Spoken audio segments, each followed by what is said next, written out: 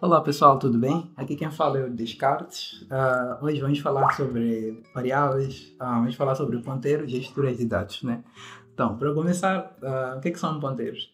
Ponteiros são nada mais nada menos que variáveis que armazenam um valor, sendo que este valor é o endereço de memória de uma outra variável.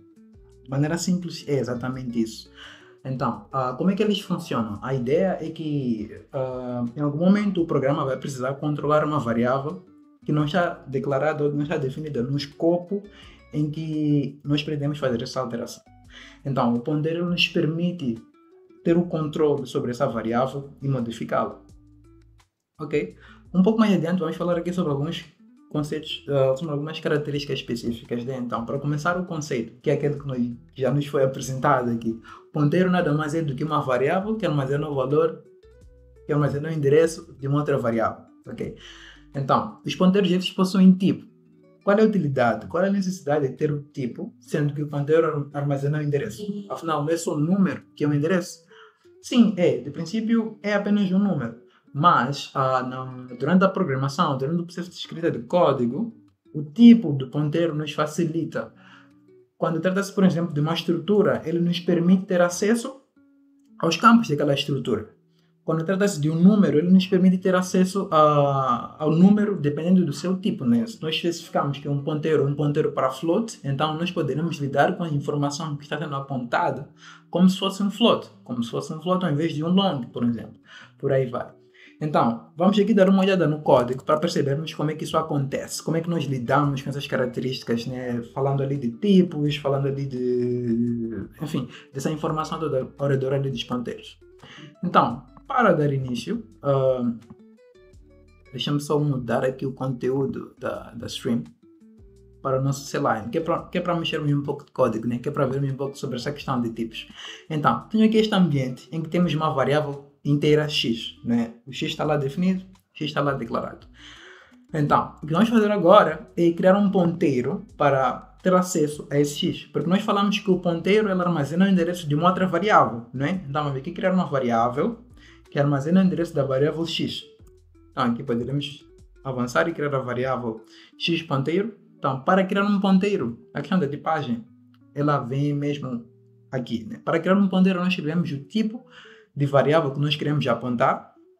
Neste caso, a variável é x, não é? Então, nós queremos apontar para x. X, qual é o tipo de x? X é um inteiro. Então, para tal, nós vamos escrever aqui int, colocaremos asterístico e depois o nome da variável. Nesse caso, podemos chamar de x ponteiro. Ok? Então, assim, x ponteiro é um ponteiro, mas atualmente ele não está a apontar para nenhum lugar, pois nós não passamos nenhum valor para essa variável. Então, para que esta variável possa apontar para uma outra, nós usamos o e-comercial, que significa basicamente uma referência de uma outra variável. Então, colocamos aqui e-comercial e o x. Então, agora a variável x ponteiro aponta para a variável x. E a partir dessa variável, nós podemos ter um controle, podemos modificar alguma característica da variável x, podemos basicamente ter acesso a essa variável mesmo não estando no escopo em que aquela variável foi declarada. Vamos ver um pouco mais sobre isso daqui a pouco, quando falarmos sobre o uso de ponteiros na passagem por referência. Antes de lá, vamos aqui passar um valor para a variável x, por exemplo, o valor 10, e vamos mostrar o que se encontra nesta variável x. Então, vamos fazer aqui um cout do x. Então, vou aqui compilar o programa. Ok. Vamos aqui compilar, programa compilado, e agora vamos correr. Então, corremos e o programa nos mostra o valor 10. Agora, o que acontece se tentarmos apresentar o valor de x ponteiro? Então, vou fazer aqui um x ptr e vou apresentar o que se encontra lá. Vamos ver o que temos naquela variável. Então, compilamos o programa, corremos e nós podemos ver que temos aqui um endereço de memória. Está em hexadecimal, mas nada mais é do que o endereço da variável x quando o programa estava a correr. Se nós voltarmos a correr a variável, ou melhor, se nós voltarmos a correr o programa, a variável recebe um outro endereço. Então, só para deixar claro, o endereço de uma variável é definido quando o programa está a correr. Então, agora nós já apresentamos a variável x e o ponteiro, o valor do ponteiro, né, que está ali a apontar para aquela variável. A questão que surge é, como é que nós controlamos aquela variável a partir do ponteiro? É muito simples. Antes do ponteiro, quando estivermos a fazer o uso, se colocarmos o caractere de asterístico, basicamente teremos ali a obter o valor que está sendo apontado, ok? Então, isso nos permite ter acesso ao valor da variável a qual o ponteiro aponta, ok? Então, se nós escolhermos o programa agora, ele vai mostrar 10 e 10. Por quê? Porque 10 é o valor da variável x. Nós temos um ponteiro xptr que aponta para x e também estamos a pedir o valor que está sendo apontado por aquele ponteiro. Então, já que a variável é a mesma, nós teremos 10 e 10. Vamos modificar aqui, antes de, ou melhor, depois, tanto faz, não há nenhuma diferença. Então, antes de mostrar, vamos fazer x mais mais, ok? Então, corremos isto e agora nós vamos ver que o programa nos mostra 11 e 11. Por quê? Porque a variável x é a mesma variável que está sendo apontada pelo ponteiro xptr. Eu acho que está claro isso. Então, agora vamos avançar e fazer algumas manipulações na variável usando o ponteiro. Aqui nós incrementamos a variável usando ela mesma, né? Incrementamos o valor de x usando o próprio x. Agora vamos ver como é que fazemos para incrementar este valor da variável x usando o xptr. Então, para tal, vamos de novo escrever xptr, mas não é isto que nós queremos, não. Isto aqui vai incrementar o xptr, não x. Lembrem-se, xptr é um ponteiro. Nele, nós vamos armazenar o endereço de memória. Então, para podermos incrementar aquilo que está sendo apontado, nós teremos que colocar o asterístico aqui, antes de xptr. Em alguns compiladores, nós seremos obrigados a colocar essa expressão toda dentro de parênteses, por questões de, questões de prioridade ou something. Então, assim o que está a acontecer é que nós estamos a pegar o valor que está sendo apontado e estamos a incrementar. Adivinhem qual será o resultado? 12. Por quê? Nós estamos a incrementar a variável aqui, na linha 12, não é por isso, né? Mas estamos a incrementar a variável ali na linha 12 e depois na linha 13 estamos a voltar a incrementar, usando o ponteiro dessa vez, não usando a variável diretamente. O que nos dá basicamente o mesmo resultado. Então, já que o mais incrementa a variável em um valor, nós incrementamos ela no início e depois incrementamos ela no fim, antes de mostrarmos. Então, já vimos um pouco sobre como é que é possível mexer com o valor de uma variável, incrementar pelo menos, usando o ponteiro. Agora vamos fazer operações mais interessantes. Podemos aqui definir uma outra variável, vamos chamar de y, né? Então temos aqui uma outra variável y, que também é inteira, int y, vamos colocar nela o valor de 20, como o Copilot está aqui a recomendar. Então temos nela o valor de 20. Agora o que vamos fazer é criar um outro ponteiro, nesse caso yptr, que aponta para y, e assim nós temos acesso à variável x a partir do xptr, e temos acesso à variável y a partir do yptr, e com esses dois nós podemos controlar aquelas variáveis que foram definidas. Então, nós já vimos como é que fazemos para incrementar uma variável usando o ponteiro. O que vamos fazer agora é somar aquelas duas variáveis, né? Vamos fazer xptr mais igual, por exemplo, aqui yptr. Então aqui somamos yptr com, sei lá, 10, por exemplo. Então, o que isto vai resultar? Em que isto vai resultar? Nós estamos basicamente a dizer que o xptr, enfim, tirando a referência, obtendo o valor dele, estamos a fazer aqui obter o valor que está sendo apontado pelo xptr. Estamos a dizer que esse valor vai receber o que está nele, não é? Incrementado ao valor que está sendo apontado por yptr, ok? Mais 10. Então, basicamente, deixa-me remover o x mais para não atrapalhar. Basicamente, estamos a dizer que o x, ok? X recebe o que está no x, mas o que está sendo apontado pelo y, ok? Então, basicamente, 10 recebe 10, ou melhor, x recebe 10, ok? Mais 20, mais 10. Acho que a conta é simples. Ao correr o programa, nós temos o resultado, que é 40, que está sendo armazenado no x. Então, basicamente, isto é o que nós podemos fazer com os ponteiros, tendo este tipo de controle sobre as variáveis. Ok, então agora o que vamos fazer é avançar, né, e falar sobre um outro tópico. Casos de uso. Para que nós usamos ponteiro? Qual é a utilidade, né? Uma das principais utilidades do ponteiro é a passagem por referência. Em muitas linguagens, nós passamos os argumentos, né, de uma função de duas formas. Uma forma é a passagem por valor em que nós copiamos essencialmente o valor de uma variável e passamos para a função que está sendo chamada. A outra forma é a passagem por referência. Na passagem por referência, nós não copiamos a variável. Nós passamos o endereço daquela variável para a função e qualquer modificação que é aplicada dentro da função se reflete fora dela, ou se reflete na variável original. Ok? Chega de teoria. Vamos ver como é que isso acontece na prática. Ok? Então, vamos ter aqui uma função. Vamos chamar ela de quê? Vamos chamar a função de zerar. Uma função para zerar valores. Ok? Já está aqui. Vamos ter uma função chamada zerar. Então, basicamente é um procedimento, como alguns chamam, porque não retorna nenhum valor. Então, a função zerar, estou habituado a chamar de função, então vou continuar com função mesmo. Então, a função zerar, ela vai receber um valor, não é? Um número, e irá fazer alguma coisa com aquele número. No caso, nós iremos colocar aqui número igual a 0. Obrigado, Copilot. Obrigado, Copilot. Ok, então temos número igual a 0. E no caso, estamos a fazer passagem por valor. Por quê? Vamos ver daqui a pouco na prática. Então, aqui na função main, vamos apagar o que escrevemos e passar o x para a função zerar. Vamos ver o que é que acontece. Então, vamos aqui passar o x, vamos dizer zerar aquele x e depois vamos mostrar, né? Que é para percebermos o que está naquela variável. Então, eu vou só reduzir aqui o size das fontes do Selenium porque a interface está gigantesca. Está difícil programar assim. Ok, agora deve ter melhorado. Perfeito. Ok, não tanto, mas melhorou. Tá certo, então continuando.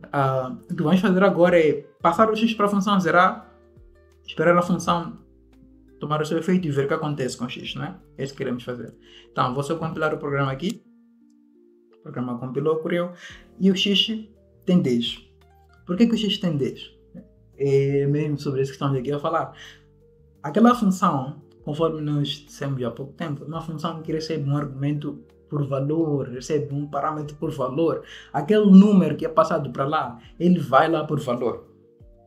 Por debaixo dos panos, o que está a acontecer? Nós estamos a duplicar aquela variável, né? Nós passamos uma cópia do x para aquela função. Então, aquela cópia recebe o valor 0 quando está na função zerar. E depois o que acontece? A variável original, que é o x, não tem nenhuma alteração, pois nós não passamos essa variável, nós passamos uma cópia para a função zerar. Então, aqui vamos ver um dos casos de uso dos ponteiros, que é passagem por referência. Então, vamos ter aqui uma função zerar. Nesse caso, vamos chamar de zerar2. Obrigado, Copilot. E no caso, a função não vai receber uma variável inteira. Ela vai receber um ponteiro para uma variável inteira. O que isso significa? Significa que a variável vai receber uma referência de uma outra variável. Que significa que o parâmetro, o argumento, será a referência de uma variável inteira que está definida em algum lugar na memória do nosso computador. E nós vamos fazer alguma coisa com essa variável, né? Então, aqui nós iremos dizer o quê? Número recebe 0. Não, não é isso. Por quê? Porque número é um ponteiro, ok? Então, quando nós dissemos número recebe 0, neste caso, estamos a dizer que nós vamos apontar para o endereço de memória 0. Não é isso que nós queremos. Nós queremos modificar o valor daquela variável, nesse caso, que está sendo apontada pelo número, e fazer com que essa variável tenha um valor 0, não é? Então, para tal, nós vamos usar o asterisco. E isso nos dá o resultado que nós queremos. Basicamente, o que estamos a fazer? Estamos a receber uma variável, um ponteiro, nesse caso. Estamos a acessar, a aceder à variável, o valor que está sendo apontado por aquele ponteiro. E estamos a colocar o valor 0 neste valor ali assim. Vamos testar? Vamos. Então, criamos então uma outra variável, vamos chamar de x2. Também vamos colocar 10 naquela variável, e no caso chamamos a função zerar2. E aqui um outro detalhe, uma outra característica da utilização de ponteiros. Como nós queremos referenciar uma variável que está aqui definida, nós usamos o e-comercial. Neste caso, aquele mesmo e-comercial que usamos quando estamos a trabalhar com scanf ou outras funções comuns em C. Não é? Então aqui passamos o endereço de memória da variável x2, que vai receber o valor 0 na função zerar2. Ok, agora vamos mostrar a variável x2 e ver o efeito, né? E ver se de fato o zerar2 tem aquele efeito esperado. E de fato tem, pois esse é um dos casos de uso de ponteiros, passagem por referência. Perfeito, já fizemos isso, agora vamos ver, sei lá, um outro caso de uso. Não me ocorre aqui um outro caso de uso, mas um outro detalhe que vamos querer falar aqui é a utilização de ponteiros para aceder a structs, para controlar structs. Nós vimos que ponteiros podem ser usados para lidar com variáveis, né? Como variáveis, podemos dizer, escalares, como números inteiros, floats, caracteres, por aí vai, que não passam de números. Então, os ponteiros também são utilizados para trabalhar com structs. E quando nós usamos um ponteiro para lidar com uma struct, a sintaxe de C altera um bocadinho. Vamos ver como é que essa alteração se faz sentir, ok? Então, primeiro criaremos uma struct. Vamos chamar de quê? Vamos chamar de pessoa, ok? Não me vê outra coisa na cabeça. Vamos chamar de pessoa. Certo, então, segundo a IA, vamos ter um atributo que é idade. Perfeito. Então, vamos trabalhar com esta variável aqui, com esta estrutura, usando o modo normal, né, que é uma variável, e depois vamos aceder a essa estrutura, ou melhor, a um objeto dessa estrutura, usando um ponteiro. Então, para começar, criamos uma pessoa, né? Vamos criar uma pessoa. Então, temos aqui pessoa P, e depois podemos inicializar, já que estamos em C++, a possibilidade de inicializar aqui, passando o campo. Então, colocamos, por exemplo, aqui idade igual a 20. E depois podemos mostrar essa idade. Corremos o programa e ele nos mostra ali, ok, temos o erro de sintaxe. Perfeito. What's going on? Então, o que o compilador nos diz? Linha 18. Interessante isso. Ok. Deixa-me atualizar aqui a versão do C++, porque a versão que está sendo usada atualmente não tem suporte àquele modo de inicialização. Então, deixa-me fazer aqui set languages. C++ 23. Ok, isso deverá ser suficiente. Corremos o programa. Good, agora temos 20, certo? Ok, então, vamos fazer agora é lidar com esta variável P, só que dessa vez vamos usar um ponteiro, e não a própria variável. Conforme vimos anteriormente, a sintaxe é simples. Passamos o tipo da variável, colocamos o asterisco e depois o nome do ponteiro, não é? Então, faremos isso agora. Então, temos aqui pessoa, que é o tipo. Dessa vez a IA exagerou, eu não quero isso tudo, só quero essa parte aqui. Então, temos aqui o PTR, ok, tá certo? Então, temos aqui PPTR e do mesmo jeito que nós acedemos à variável inteira passando o e-comercial para obter o endereço, aqui vamos fazer a mesma coisa, né? Vamos passar o e-comercial e obter o endereço de P. Perfeito. Então, agora o que vamos fazer é usar o PPTR, que é um ponteiro para aquela variável P, para aceder aos seus campos, os seus atributos. Então, a diferença que eu disse que surge quando nós estamos a trabalhar com estruturas através de ponteiros é este operador ali, o operador para aceder aos atributos. Quando nós estamos a trabalhar com uma variável, nós usamos o operador ponto para aceder a um atributo daquela variável. Quando é com um ponteiro, C nos traz um novo operador, que é o operador de seta, uma seta para a direita. Então, vamos fazer aqui o seguinte. Cout também. No segundo caso, vamos usar pptr. E aqui, em vez de ponto, nós usamos uma seta. Então, desta forma, nós estamos a aceder a um campo que se encontra no valor que está sendo apontado pelo pptr. Estamos juntos? Mas essa não é a única forma de aceder a esse campo. Como nós vimos anteriormente, nós podemos desreferenciar, nós podemos ter acesso ao valor do ponteiro, o valor que está sendo apontado pelo ponteiro, usando o asterisco antes dele, não é? Então, vamos usar essa outra sintaxe aqui embaixo. Como é que é feito? Como é que isso é feito? Colocamos aqui entre parênteses, só para simplificar, mas não é obrigatório em alguns compiladores, ppt e ponto, o campo que nós queremos. O que está a acontecer? Nós simplesmente estamos a ter acesso à variável original, ao valor que está sendo apontado, né? Quando colocamos ali o asterisco. E depois de termos acesso ao valor, vamos aceder ao campo usando o ponto, do mesmo jeito que fizemos aqui na linha 21, usando o ponto e idade, para aceder à idade da pessoa. Então, vamos correr o programa.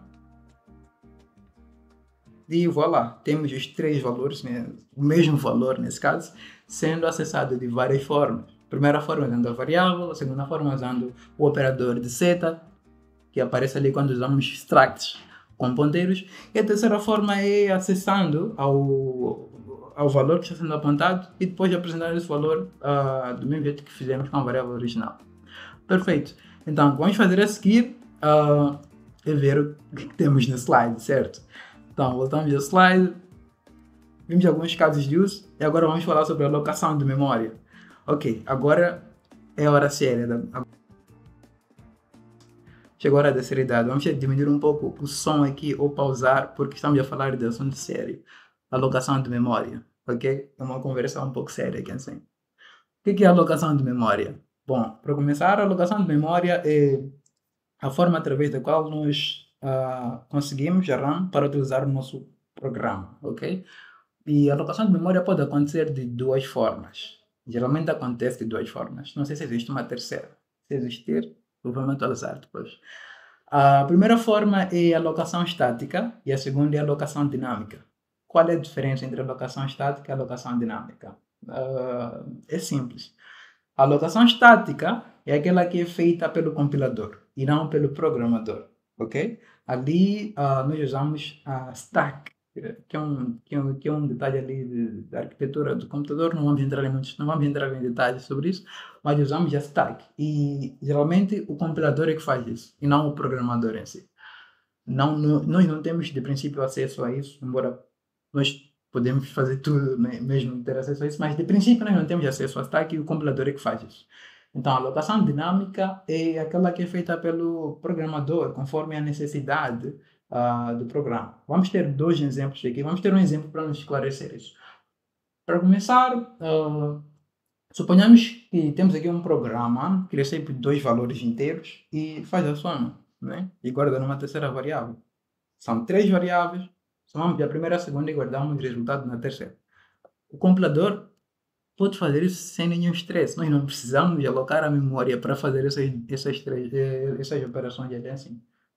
Mas, suponhamos que temos um outro caso, em que, por exemplo, nós queremos receber a lista de estudantes de uma certa turma e calcular a média desses estudantes. Aí, nós não temos como confiar só no compilador para armazenar esses nomes, para armazenar esses estudantes. Por quê? Porque nós não sabemos quantos estudantes são no total.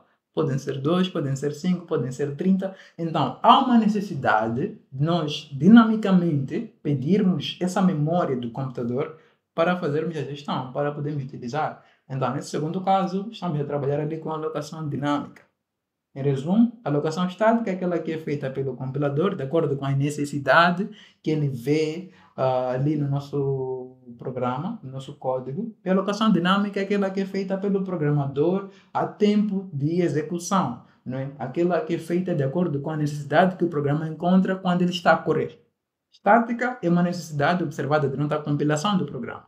Dinâmica é uma necessidade observada durante a execução do programa. Ok? Nós precisamos receber um texto, precisamos abrir um ficheiro que tem uma música lá. Nós não sabemos qual é a duração daquela música, iremos descobrir quando o ficheiro for aberto. Aí é a alocação dinâmica. Perfeito, agora que já deu para entender isso, se tiver alguma dúvida, deixem aqui no chat. Vamos avançar aqui para a questão de alocação dinâmica na prática, ok? Então vamos aqui retomar a música, porque pronto, o assunto sério já passou, agora vamos ver um pouco de prática. Então vou só passar o C-line aqui para cima e vamos alocar alguns bytes dinamicamente. Então, quando nós estamos a trabalhar com alocação, existem algumas funções que não podem ser deixadas de lado. Essas funções estão presentes em C, com uma certa sintaxe, mas também elas possuem uma versão em C++. Vamos falar sobre as duas versões. Primeiro vamos falar sobre a forma antiga de se fazer isso, a forma mais arcaica, que é em C. Então, para podermos trabalhar com esta alocação de memória em C, nós geralmente incluímos a biblioteca stdlib, Standard Library, né? Então, stdlib, essa biblioteca aqui vai nos dar acesso a duas funções essenciais para lidar com a alocação dinâmica de memória. Estamos a falar da função malloc e a função free. sempre que é malloc, deve ter free. Nós não podemos usar um e não usar outro. Senão teremos de trabalhar com memories leak, mas vamos ver isso daqui a pouco. Então, já incluímos a stdlib, que nos dá acesso a essas duas funções. Vamos fazer agora fazer uso, né? Vamos brincar um pouco com elas.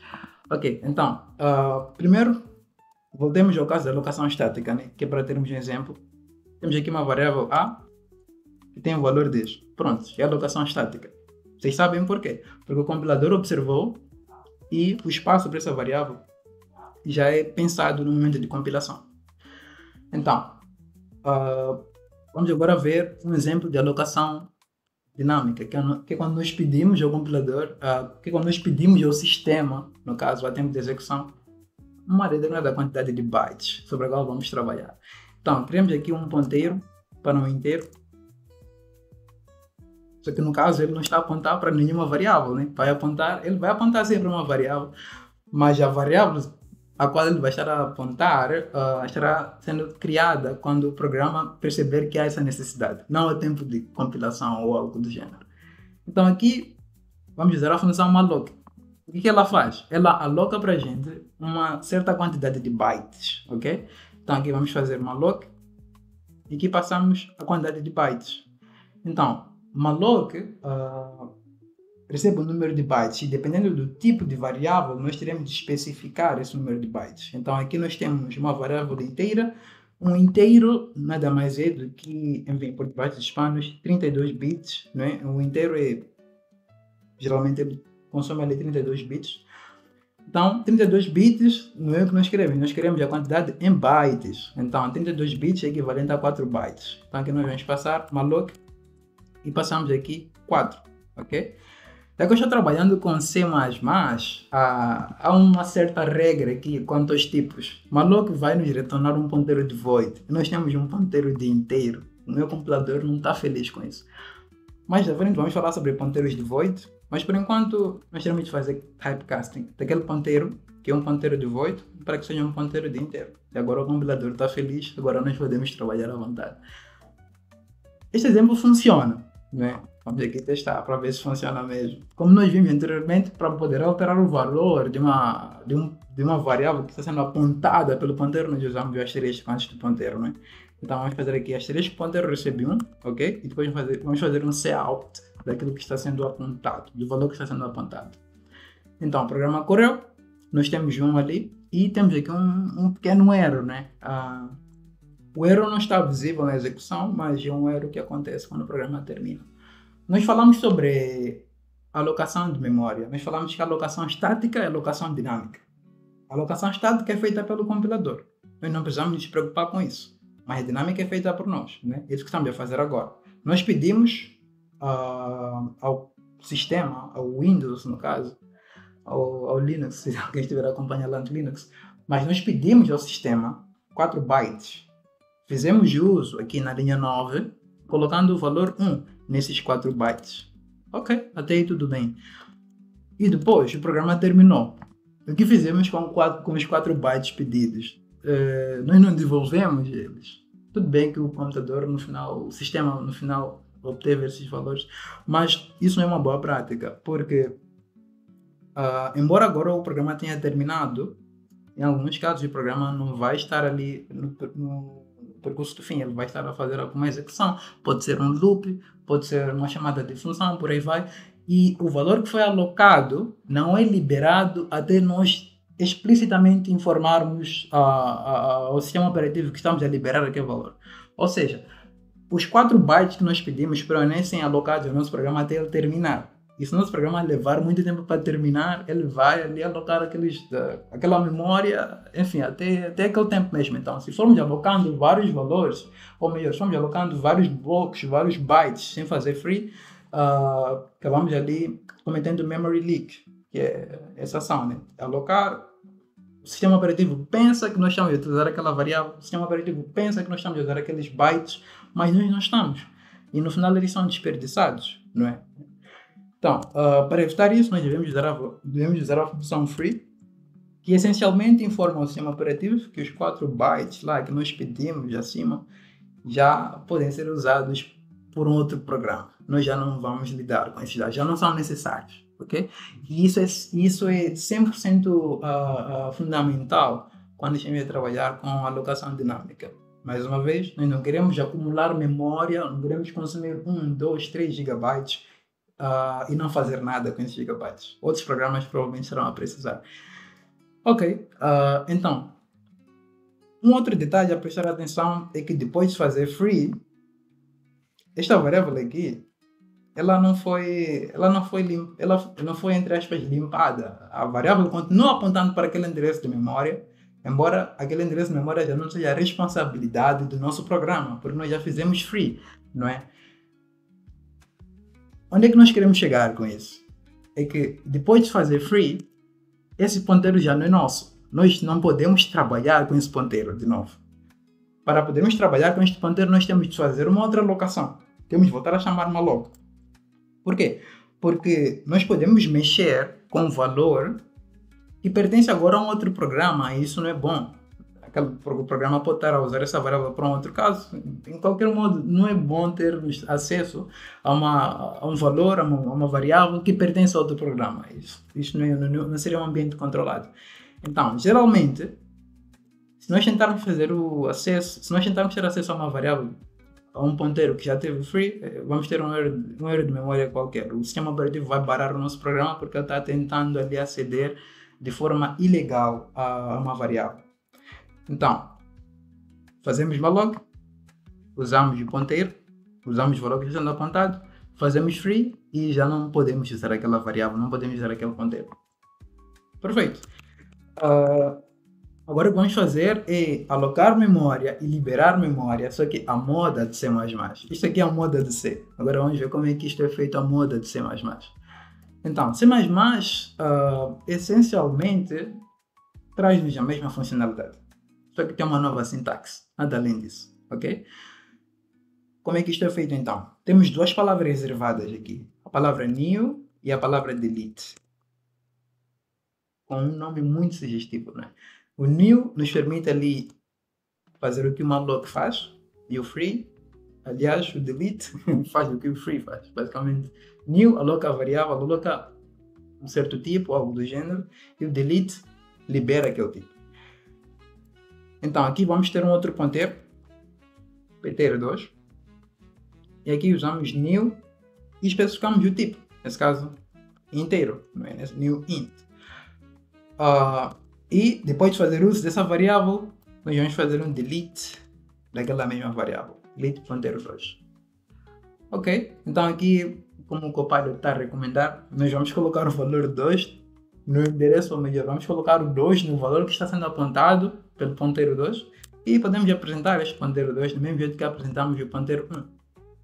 Corremos o programa e temos ali o nosso 1 e o 2. 1 do ponteiro 1 alocado à moda do C, com o malloc e o free, e temos o 2 do segundo ponteiro alocado à moda de C++, usando o new e o delete.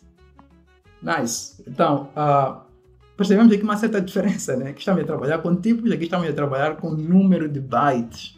Será que é tão complicado assim? Precisamos sempre trabalhar com números de bytes? Não, não é necessário. O C nos permite obter o tamanho de um certo tipo de variável, especificando o tipo, do mesmo jeito que o C++ faz ali embaixo. Mas para tal nós temos de usar uma função, aqui uma metafunção, uma palavra reservada, que é a sizeOf. SizeOf basicamente nos fornece o tipo, ou melhor, nos fornece o tamanho em bytes de um certo tipo. Se eu passo aqui um int, sizeOf me diz quantos bytes o inteiro tem. Se eu passo aqui um short, mesma coisa. Se eu passo aqui um unsigned, esse nome é complicado.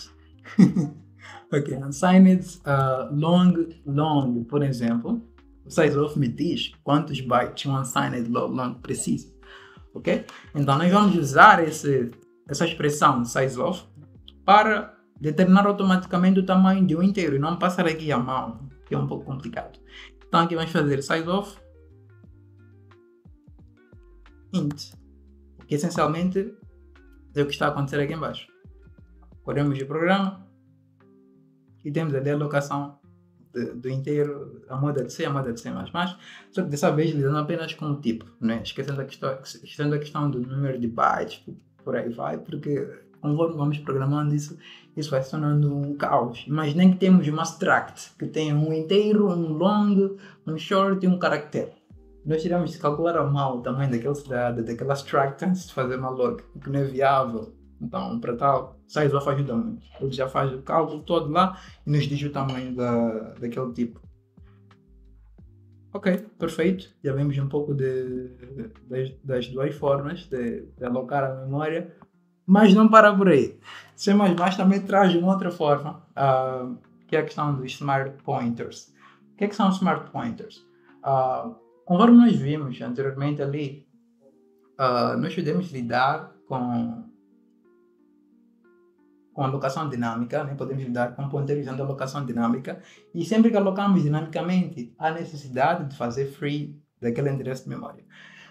Há necessidade de fazer free daquele valor que foi alocado.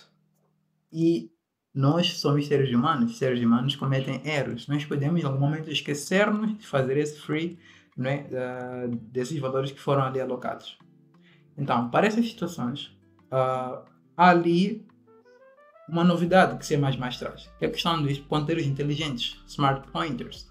Então, smart pointers basicamente são uma forma de alocar memória para a utilização e deixar que o compilador, ou deixar que o programa decida quando é que será melhor liberar essa memória que foi alocada, ok? Então, nós alocamos a memória e deixamos o programa decidir sozinho quando é que vai liberar essa memória.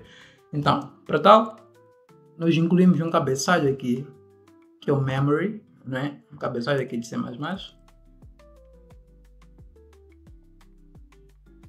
E este cabeçalho essencialmente nos traz ali 3 tipos de ponteiros. Temos unique pointers, temos shared pointers, também temos weak pointers, juntamente de outros, mas nós vamos focar apenas no unique e no shared pointers, ou no shared pointers, porque o resto em algum momento vai derivar de um desses ali, de unique ou de shared. Ok, então qual é a diferença entre o unique e o shared pointer? A ideia é simples. O unique pointer é um ponteiro que pertence a um escopo apenas, ok? Se nós criamos aquele ponteiro na função x, ele somente existe lá.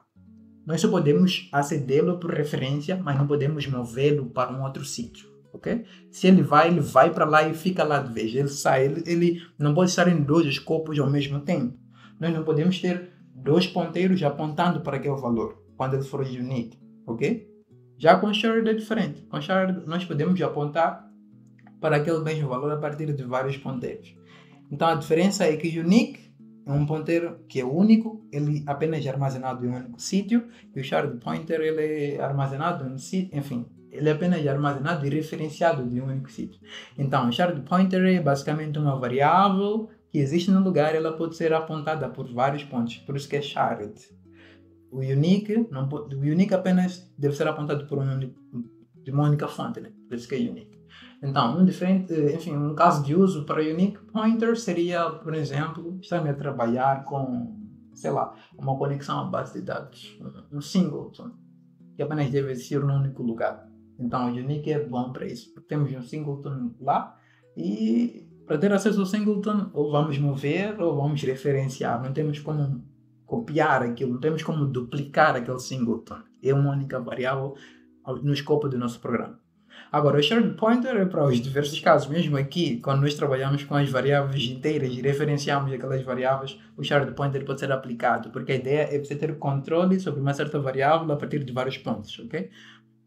Vamos ver como é que é feita a alocação do unique pointer e a alocação do shared pointer. Então aqui nós vamos passar aqui o tipo. Então aqui é std, unique, pointer, é um genérico, então passamos aqui o tipo de valor que nós vamos apontar. E aqui nós temos o ptr, né? Eu vou chamar de uptr.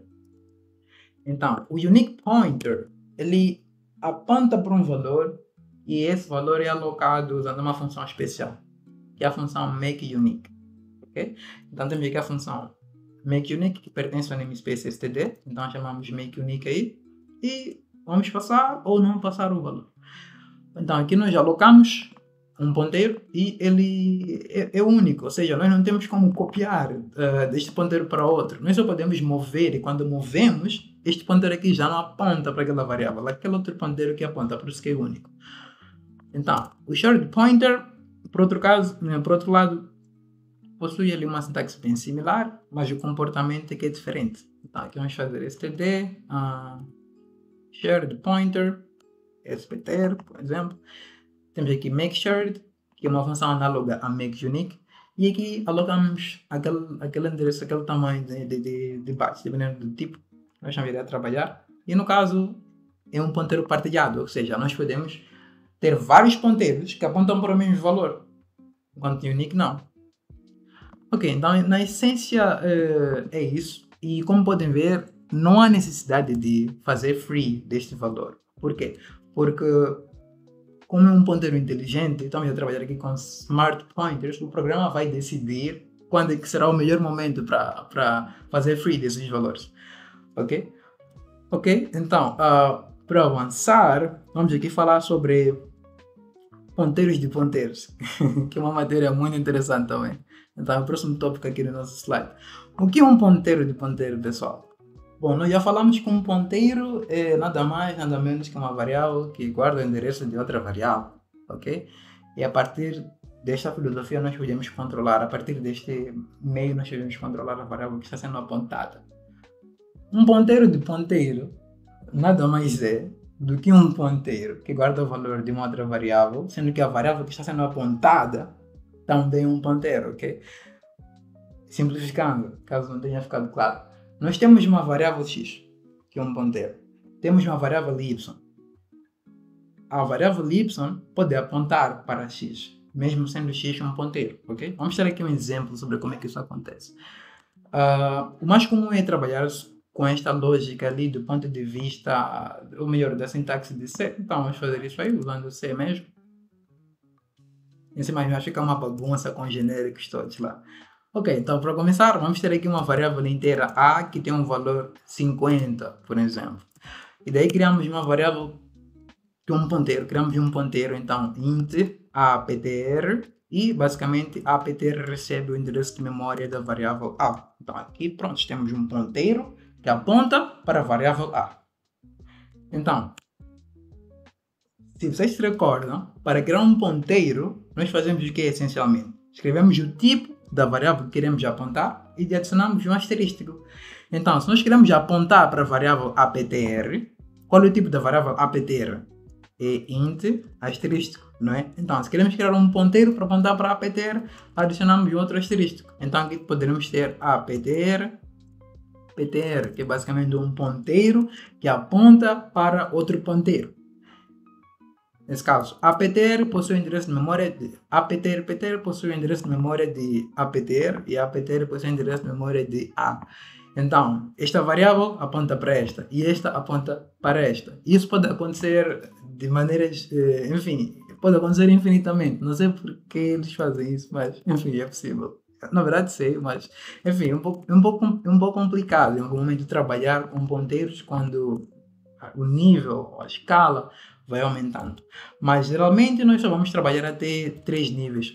Não estava aqui a apresentar. Sorry guys. Ok, é basicamente o que estava aqui a falar.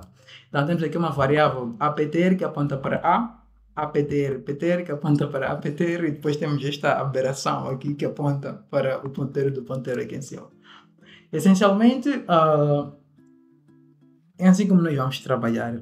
A utilidade disto, caso vocês se perguntar, é mais frequente quando estamos a lidar com arrays e outras situações em que nós precisamos trabalhar com uma coleção de dados que estão ali armazenados de maneira contígua, né? Em que temos um valor a seguir a outro, na memória RAM do computador. Então, no endereço 1 nós temos um certo valor, no endereço 2 temos um certo valor, no endereço 3, então quando temos um ponteiro para lá é mais fácil aceder a essa coleção. E o maior caso de uso de ponteiro é basicamente ter ali, aceder a um array, que em algum momento vai ser um array de ponteiros. Vamos ver isso daqui à frente, não vamos complicar muito a situação, mas essencialmente é para isso que serve o ponteiro de ponteiro. A ideia é controlar um outro ponteiro, ok?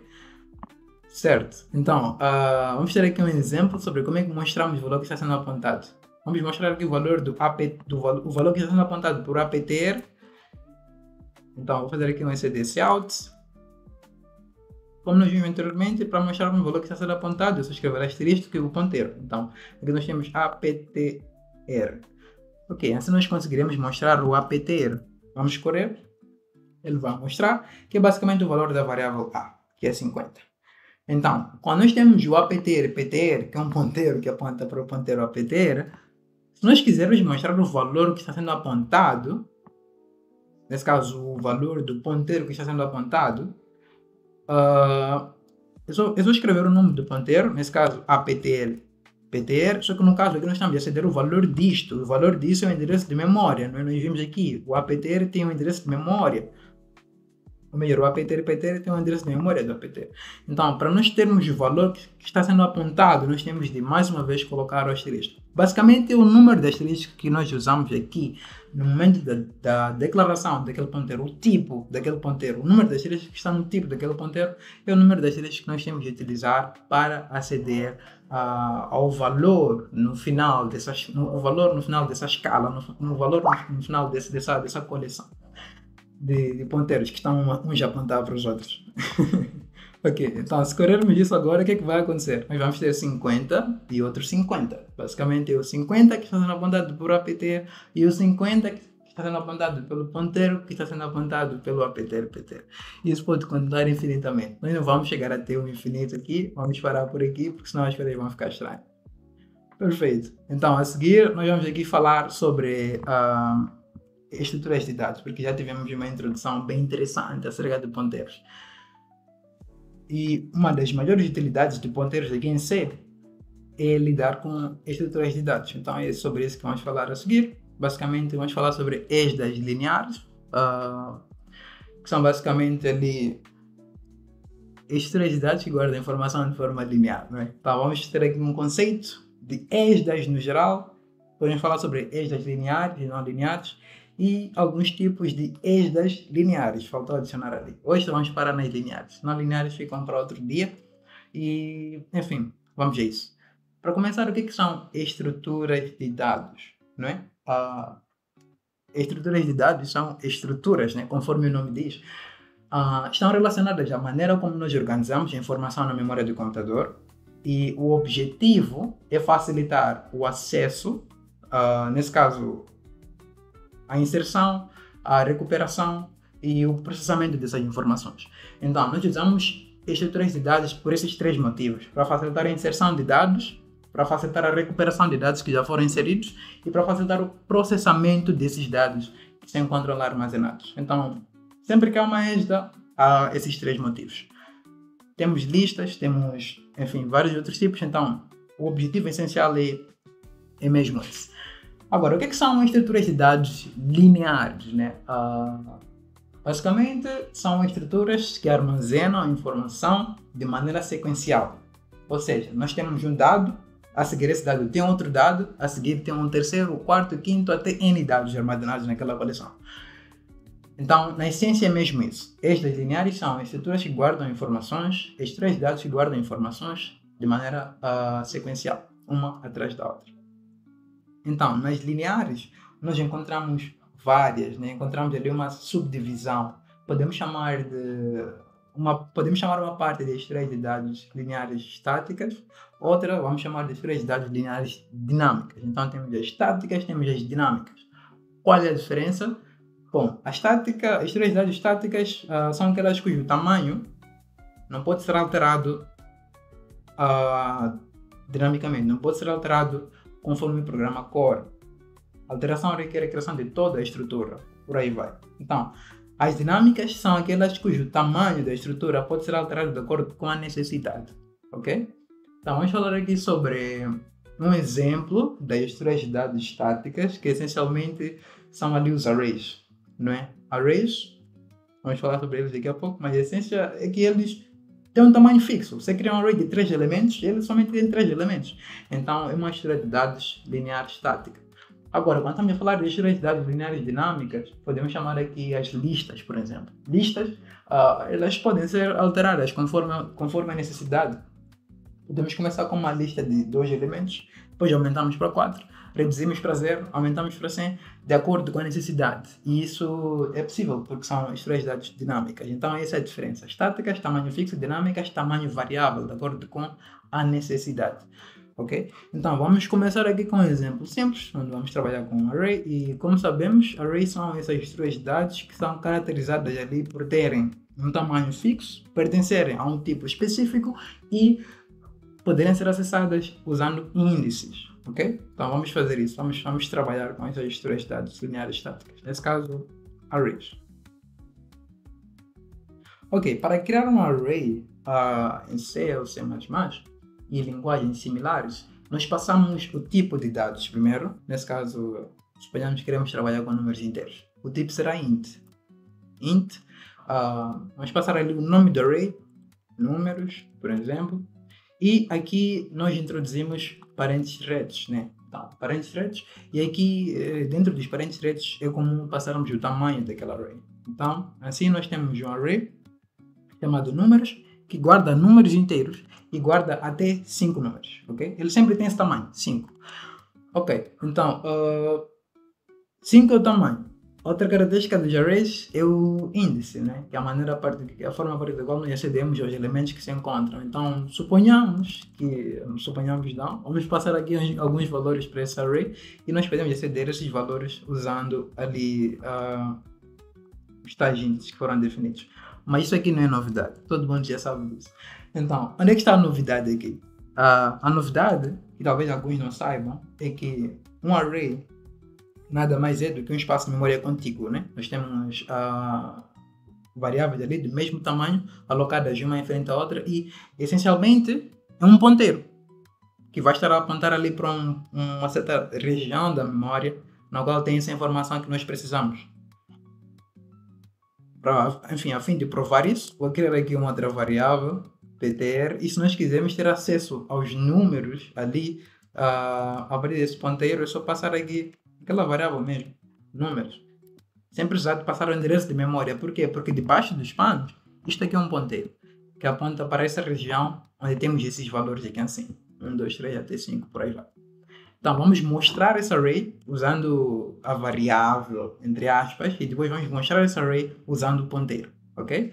Então, vamos aqui fazer um for básico, cout de quê? De números, na posição indicada por ele. Ok, interesting. Vamos compilar e correr o programa. E temos ali os números sendo apresentados, né? De 1 até 5. Vou só checar para ver se estou a transmitir o dado correto. Aqui estou a transmitir o dado correto. Então, mostramos o array usando o for. Agora, aliás, usando a variável. Agora vamos fazer a mesma coisa usando o ponteiro que nós criamos ali. O ponteiro ptr na linha 9. Então, para tal, contaremos com o for ali assim. O i parte de 0 até 5 e nós poderíamos fazer isso deste jeito, nesse caso que é mostrar basicamente o ponteiro, né, na posição indicada por i, que nos dá o mesmo valor, ok? Então, nós vamos fazer aqui algo diferente. Se nós mostrarmos ponteiro só, basicamente estamos a ver o endereço de memória daquele ponteiro. Então, eu disse aqui no início que o ponteiro essencialmente que o array essencialmente é um ponteiro, né, que está ali a apontar para uma região onde temos informações contíguas, uma informação a seguir a outra. Essencialmente, se nós passarmos aqui o asterístico, significa o quê? Significa que queremos obter o valor que está sendo apontado, né? Correndo isto aqui assim, nós vamos ter o primeiro valor sendo apresentado 5 vezes, né? Porque o for ali repete 5 vezes. Mas nós queremos ver todos os valores que estão sendo apresentados. Aliás, todos os valores que se encontram naquele array. Então, para tal, nós vamos ter de iterar, vamos ter de passar de posição em posição e ver o que lá está. E isso é possível colocando ali o endereço entre parênteses, nesse caso o endereço é o ponteiro, e aqui usando o asterístico for. Então, vamos colocar aqui ponteiro mais o i. Por que ponteiro mais o i? Porque nós queremos referenciar, queremos ter ali acesso, não é, a posição apontada pelo ponteiro no início, com i igual a 0, significa que vai ser a posição do ponteiro em si. Depois aumentamos 1 naquele endereço que é para apontar para o valor a seguir, não é? Aumentamos 2 depois para apontar o valor a seguir, aquele segundo, e por aí vai, e assim conseguiremos ver todos os elementos que estão no array, porque essencialmente o que estamos a fazer aqui é aceder ao primeiro endereço, aumentar um número de, entre aspas, casas e ver o que está a seguir aquele endereço. Então, vamos escolher o programa.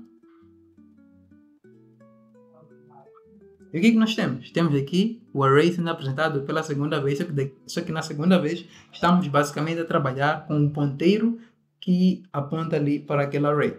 E já que array e ponteiro são a mesma coisa, estamos a trabalhar ali com array, só que com uma sintaxe diferente.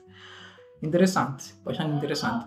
Ok, podemos também mostrar o endereço de memória desses elementos, embora não seja importante isto, mas vamos fazer só por curiosidade. Então, corremos o programa aqui e essencialmente temos aqui os endereços, né? Temos, por exemplo, aí no início D0, D4, D8, DC, por aí vai. Muitos endereços.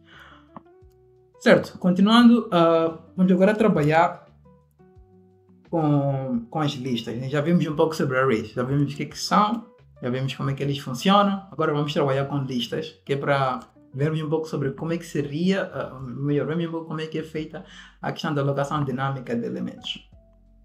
Certo? Temos ali o array criado, agora vamos passar para as listas. Então, essencialmente, o que é uma lista? Uma lista nada mais é do que um conjunto de elementos, né? Um conjunto de variáveis, ali, um conjunto de containers, que cada container sabe quem está a seguir a ele. Então, seria, por exemplo, termos um conjunto de caixas, ou melhor, seria ter um conjunto de pessoas, cada pessoa tem o número da pessoa que está a seguir, então é possível eu saber quem está a seguir a mim, e a pessoa que está a seguir a mim sabe quem está a seguir a ela, e é essencialmente isso que faz uma lista encadeada, no caso. Para podermos criar uma lista encadeada em C, geralmente iremos criar uma estrutura que vai identificar ali o nó, né, daquela lista, que é basicamente cada elemento que vai fazer parte daquela lista, e com base num conjunto de nós criamos a lista, né, atingindo ali o mesmo objetivo, atingindo ali o mesmo resultado que teríamos se tivéssemos um array. Se estivéssemos a usar um array. Ok, então vamos criar aqui uma struct, vou chamar de nó, ok? Então ali,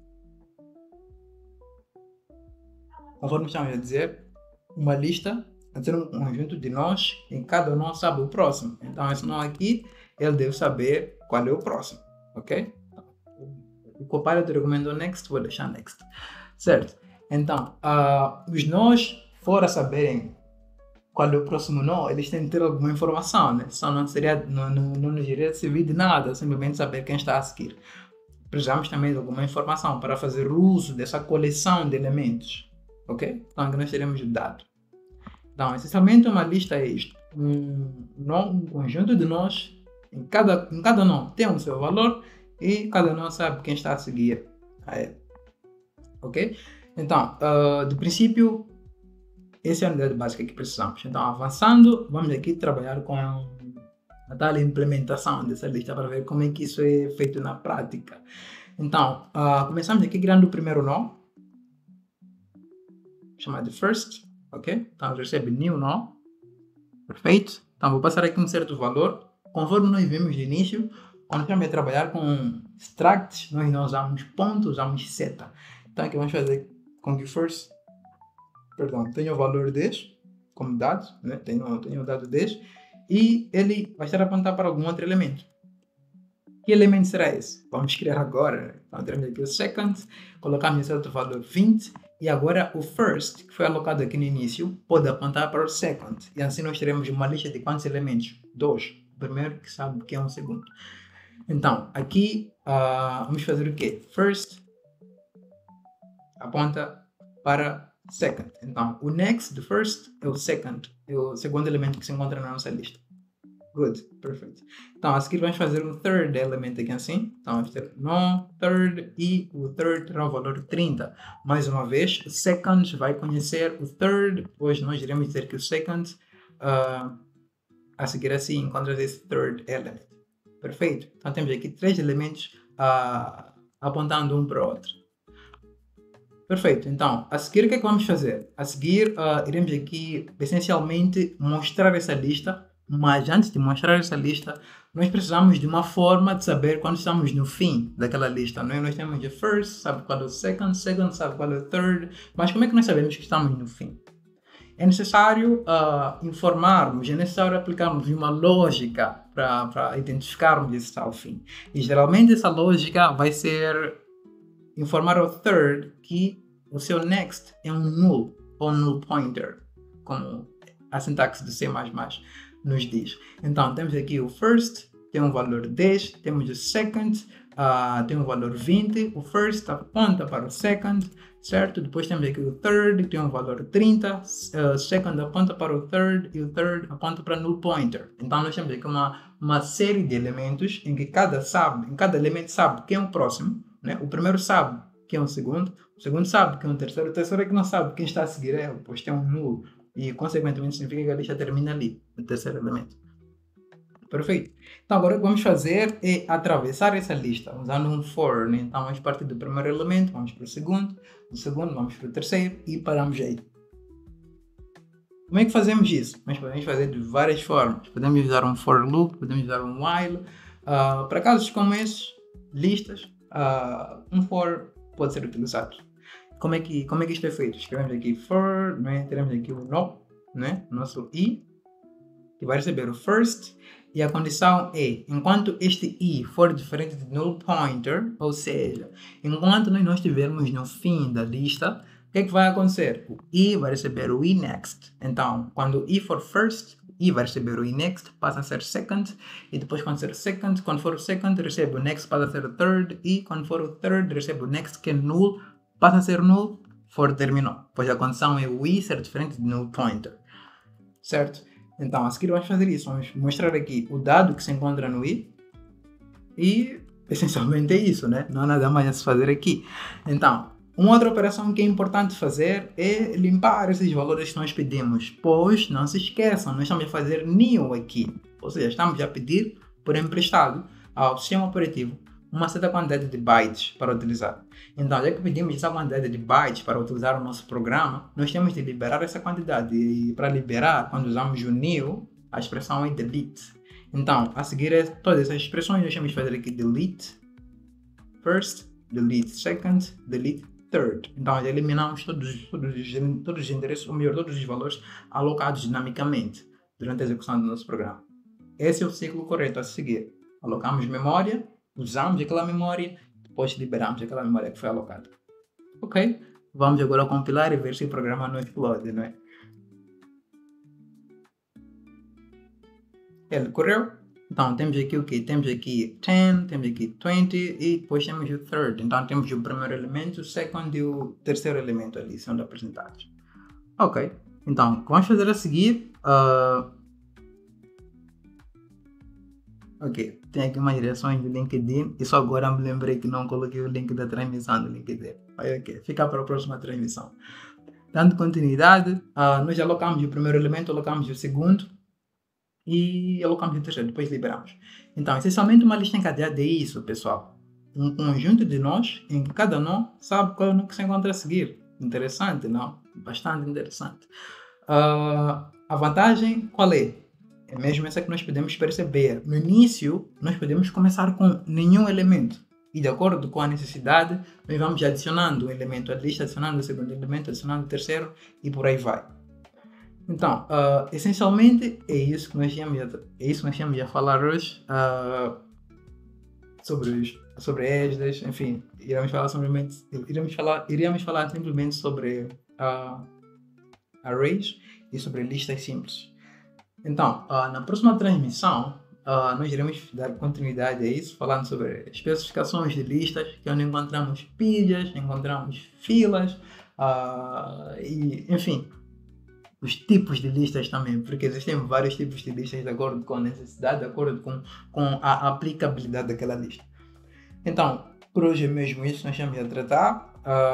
Caso tenha ali alguma dúvida, caso tenha ali alguma curiosidade sobre aquilo que foi tratado, fiquem à vontade para apresentar. Este vídeo também vai para o YouTube, então quem não pode acompanhar a transmissão toda, pode depois ter acesso à mesma transmissão lá no YouTube e revisar alguma parte que passou, né?